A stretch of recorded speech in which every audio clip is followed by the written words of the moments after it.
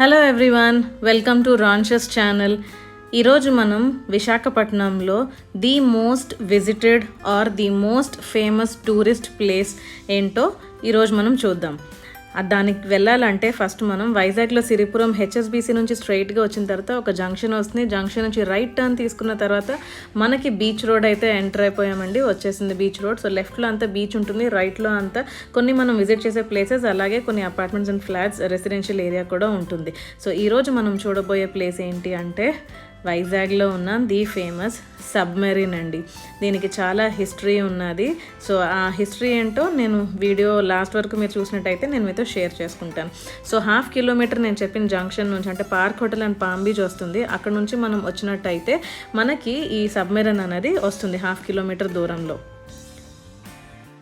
So ఇప్పుడు మీరు చూస్తున్నది సబ్మెరీన్ అండి, ఐఎన్ఎస్ కుర్సురా. మీరు చూసే ఉంటారు. సో ఇది మనకి హిస్టరీ ఉన్నది. 1971లో పాకిస్తాన్ ఇండియా వార్ అయినప్పుడు ఇండియా పాకిస్తాన్ మీద గెలిచింది. పాకిస్తాన్ మన విశాఖపట్నం పోర్ట్ని అటాక్ చేయడానికి ట్రై చేసింది. సో మన ఆఫీసర్స్ దాన్ని ఓడించి సో ఇదే సబ్మెరీన్తో వాళ్ళు వార్ చేశారు. సో అది ఆ సబ్మెరీన్ మీకు లోపల ఎలా ఉందో ఇప్పుడు మీకు చూపిస్తాను, రండి. ఇదే ఎంట్రన్స్. సో ఈ సబ్మెరీన్కి మనం రీచ్ అవ్వాలంటే విశాఖపట్నం రైల్వే స్టేషన్ నుంచి ఒక 20 నిమిషాల జర్నీ అండి. అలాగే వైజాగ్ కాంప్లెక్స్, ఆర్టీసీ కాంప్లెక్స్ నుంచి 10 నిమిషాలు జర్నీ పడుతుంది మనకి. అయితే ఎంట్రీ టికెట్ వచ్చి పెద్దవాళ్ళకి 40 రూపీస్, అలాగే చిన్న వాళ్ళకి 20 రూపాయలు, అంటే 4 నుంచి 10 సంవత్సరాలు. కెమెరా తీసుకెళ్తే 50 రూపీస్, అలాగే వీడియో కెమెరా తీసుకెళ్తే 200 రూపీస్ ఎక్స్ట్రా ఛార్జ్ చేస్తారు. అండ్ ఇంకో విషయం ఏంటి అంటే మధ్యాహ్నం 2 o'clock నుంచి రాత్రి 8:30 వరకు ఓపెన్లో ఉంటుంది. సోమవారం సెలవు, ఆదివారం మాత్రం 10 నుంచి రాత్రి 8:30 వరకు ఉంటుంది.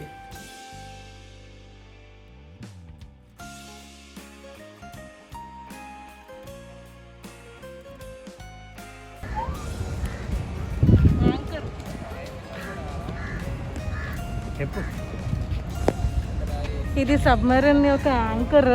చూడండి ఎలా ఉందో. దేనికి వాడతారు ఇది? అప్పుడు ఎప్పుడన్నా చెప్పు. ఎప్పుడైనా సడన్గా వాళ్ళు హాల్ట్ ఇవ్వాల్సి వస్తే సో ఈ యాంకర్ వేసిన తర్వాత దెన్ వాళ్ళు అక్కడ ఆగడానికి ఇది ఉపయోగపడుతుంది అన్నమాట.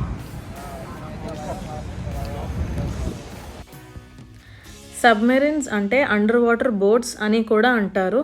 దీని తెలుగులో జలాంతర్గాములు అంటారు. సబ్మెరీన్స్ లేదా జలాంతర్గాములు సముద్రం లోపల వీటిని ఉపయోగిస్తారు. ముఖ్యంగా యుద్ధాలు చేయడానికి వీటిని ఉపయోగిస్తారు.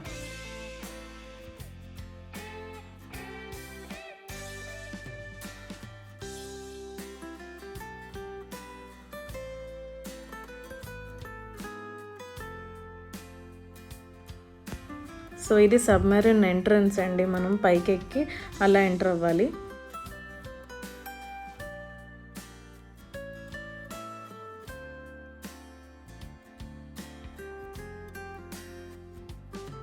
సో ఇది సబ్మెరీన్ ఎంట్రన్స్. సో ఇది సబ్మెరీన్ ఎంట్రన్స్. సో ఇది సబ్మెరీన్ ఎంట్రన్స్ అండి. సో ఇది సబ్మెరీన్ ఎంట్రన్స్. కరెక్ట్, దాని క్వైట్ ఆపోజిట్ మీరు చూసినట్టయితే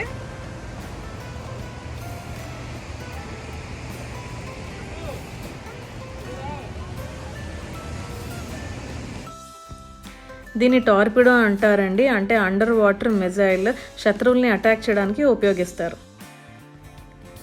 సో సబ్మెరీన్ ఎంటర్ అవ్వగానే ఫస్ట్ రైట్ సైడ్ మనకి ఇలా కనిపిస్తుందండి. ఈ సబ్మెరీన్ మన వైజాగ్లో ఉన్న ఈ సబ్మెరీన్ సౌత్ ఏషియాలోనే ఫస్ట్ సబ్మెరీన్ మ్యూజియం అన్నమాట. సో అది దీని ప్రత్యేకత. ఈ సబ్మెరీన్కి హిస్టారికల్ ఇంపార్టెన్స్ ఉంది. 1971లో ఇండో పాకిస్తాన్ వార్ జరిగింది కదండి. ఆ వార్లో ఈ సబ్మెరీన్ పార్టిసిపేట్ చేయడమే కాదు కానీ పాకిస్తాన్ మీద గెలిచింది. అందుకే దీనికి హిస్టారికల్గా కూడా మంచి ఇంపార్టెన్స్ ఉంది.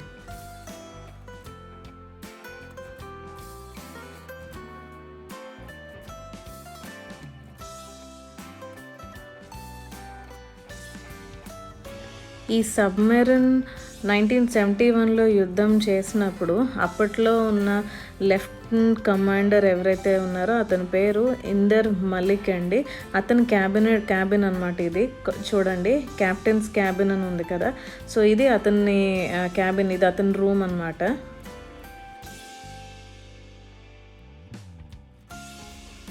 సో ఈ రూమ్లో ఆపరేటర్ ఏం చేస్తారు అంటే వీళ్ళున్న సబ్మెరైన్ నుంచి బయట వేరే షిప్స్ కానీ లేకపోతే వేరే సబ్మెరైన్స్ కానీ వీళ్ళకి దగ్గరలోకి వస్తున్నా లేకపోతే అటాక్ చేయాలని చూస్తున్నా ఆ శబ్దాలు బట్టి లేకపోతే ఆ ప్రెషర్ బట్టి వీళ్ళు తెలుసుకొని వీళ్ళు కమాండ్ లేకపోతే కెప్టెన్కి ఇన్ఫర్మేషన్ ఇస్తారు.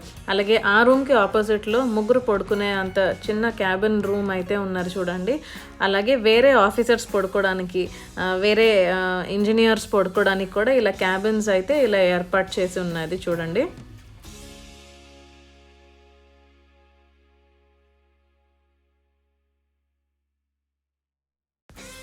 సో ఇది వార్డ్ రూమ్, ఇది వాళ్ళ డైనింగ్ ప్లేస్, డైనింగ్ హాల్ అని మనం చెప్పుకోవచ్చు.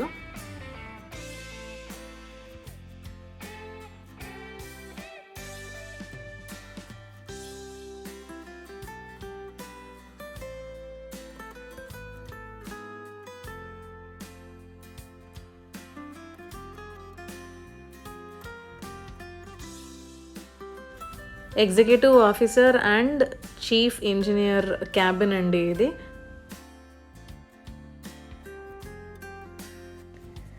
ఈ సబ్మెరైన్ పెట్రోలింగ్ సబ్మెరైన్ అండి. అయితే 1971లో ఇండో పాకిస్తాన్ వార్ జరిగింది కదా, హిస్టరీ మీకు ఐడియా ఉండే ఉంటుంది. ఒకవేళ ఐడియా లేకపోతే this is the history. Pakistani submarine PNS Ghazi మన వైజాగ్ పోర్ట్ని అటాక్ చేయడానికి ఎందుకు అటాక్ చేయాలనుకుందంటే వార్షిప్స్లో ఉన్న ఐఎన్ఎస్ విక్రాంత్ ఎయిర్ క్రాఫ్ట్ని అటాక్ చేసి నాశనం చేయాలని అనుకుంది. కానీ మన వాళ్ళు పెట్రోలింగ్ చేస్తూ ముందుగానే వాళ్ళని పసిగట్టి వాళ్ళని కౌంటర్ అటాక్ చేసి యుద్ధం చేసి గెలిచి మన వైజాగ్ని ఆ రోజు అయితే ప్రొటెక్ట్ చేయడం లేకపోతే కాపాడడం అన్నది జరిగింది. సో ఆ రోజు రాత్రి 12:15కి ఎక్స్ప్లోజన్, పెద్ద ఎక్స్ప్లోజన్ సముద్రంలో జరిగినప్పుడు దగ్గరలో ఉన్న షిప్స్ అన్నీ హార్బర్లో ఉన్నవన్నీ ఖాళీ చేసేసారు, జాలర్ని కూడా ఖాళీ చేసేమన్నారు. కానీ ఇంకా కొంచెం దూరంలో ఉన్న ఇంటిలో ఉన్న కిటికీకి ఉన్న అద్దాలు అయితే పగిలాయి, మేమైతే అవి ఎక్స్పీరియన్స్ చేసాము అని 1971లో వాళ్ళు ఎవరైతే ఉన్నారో వాళ్ళ ద్వారా ఇన్ఫర్మేషన్ అయితే తెలిసింది. So that is the history. 1971 Indo Pakistani war, how we got victory అని అంటే ఇంత పెద్ద చరిత్ర ఈ సబ్మెరైన్కి అయితే ఉన్నది.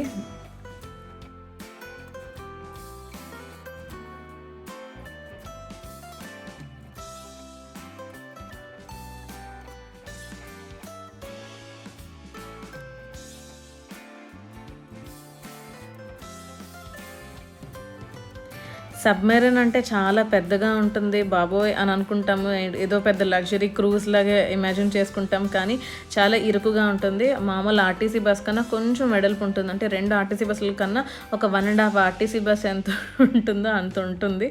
ఇదిగోండి, ఇది వాళ్ళ కిచెన్ రూమ్. సో ప్రతిదానికి క్యాబిన్స్ ఉన్నాయి, లైక్ వాష్ బేసిన్ రూమ్ అని, లేకపోతే ప్రెషర్ కంట్రోల్స్ చేసే రూమ్, లేకపోతే సెపరేట్గా స్లీపింగ్కి వేరే క్యాబిన్స్.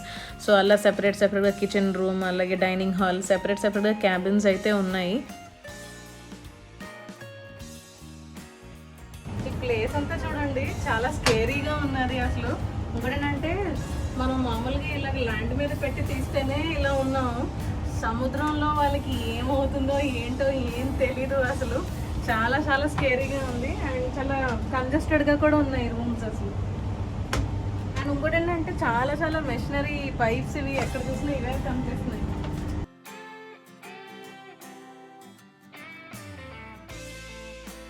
కంపార్ట్మెంట్ 6.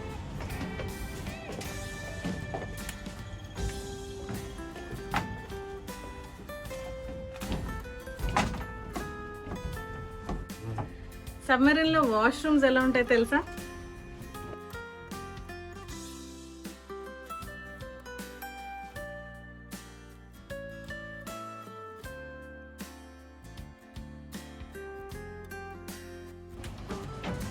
ఇది కంపార్ట్మెంట్ 7.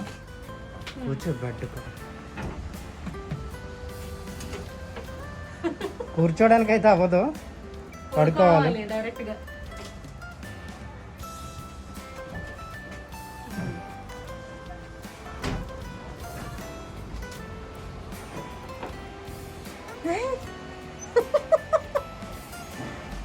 అయిపోయింది. నాకు తెలిసి ఒక 100 ఫుట్ ఉంటుందేమో, 100 ఏమో, ఇంకా ఎక్కువ ఉంటుంది, ఎంతో నాకు ఐడియా లేదు. పొడుగ్గా ఉంది, అంటే 7 కంపార్ట్మెంట్ బస్ కంటే కొంచెం వెడల్పు ఉంటుంది. సో టాప్ అంటే స్టార్టింగ్ నుంచి ఎండింగ్ వరకు మిషనరీ ఉంది, మొత్తం మిషనరీ. మధ్యలో మాత్రమే కొంచెం కొంచెం ప్లేస్, కిచెన్కి చిన్న ప్లేస్, వాష్రూమ్స్కి, పడుకోవడానికి, తిరగడానికి అంతే. సో ఎక్కడ పడితే అక్కడ ఇవి ఉన్నాయి. అంటే కింద బాటంలో ఏం జరుగుతుందో చూడడానికి వెంటిలేటర్స్ లాగా. సో ప్రతి చోట ఇవి ఉన్నాయి. అంటే టాప్లో ఉన్నాం కదా, మరి ఒక కంపార్ట్మెంట్ కింద ఉందేమో మనకు తెలియదు.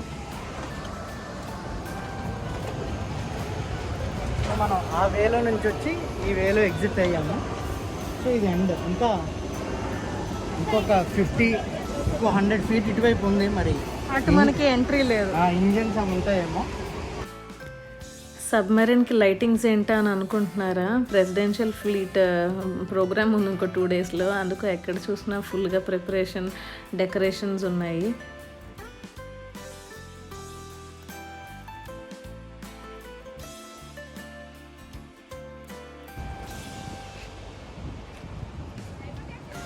ఇవే కదా ఫ్యాన్స్ స్టార్ట్ చేసి ఇవే మూవ్ చేస్తాయి, వాటర్ని పుష్ చేస్తాయి కదా.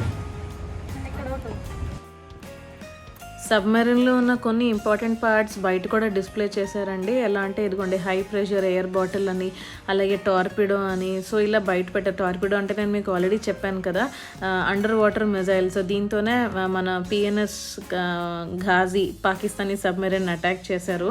సో ఇలా కొన్ని బయట అయితే పెట్టారు. అండ్ అదే మళ్ళీ ఇటు నుంచి ఇలా ఇండికేటర్ బయో అని సో ఇలా పెట్టారనమాట. సో ఇక్కడ నుంచి మళ్ళీ ఇటు ఎగ్జిట్ అండి. సో ఇదే అండి Vizag submarine history. Hope you enjoyed this video. ఇంకా ముందు చాలా ఇంట్రెస్టింగ్ వీడియోస్ అయితే రాబోతున్నాయి. ఇంకా మా ఛానల్ సబ్స్క్రైబ్ చేసుకోకపోతే please do subscribe our channel and stay tuned for interesting videos. Bye.